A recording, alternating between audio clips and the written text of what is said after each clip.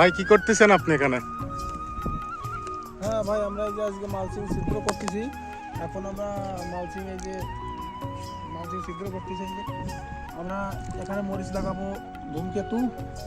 আমরা ড্রেনের কিনারা থেকে 6 ইঞ্চি ভিতরে দিছি এবং আজকে এই জায়গায় আমরা ছিদ্র করা হয়ে গেলে আমরা এই গ্রনের মালচিং পেপার দিছি। এই গ্রনের চারা আনবো ধূমকেতু। এখানে আমরা চারাটা আজকে অর্ডার দিছি, কালকে চারাটা আসবে। আমরা বিকালবেলা চারাটা এখানে লাগাবো। এটা কতটুক দূরত্বে লাগাচ্ছেন এই যে ফুটা করতেছেন? থেকে ফুটোর এখানে দূরত্ব লাগে 18 ইঞ্চি পর পর, 18 ইঞ্চি পর পর।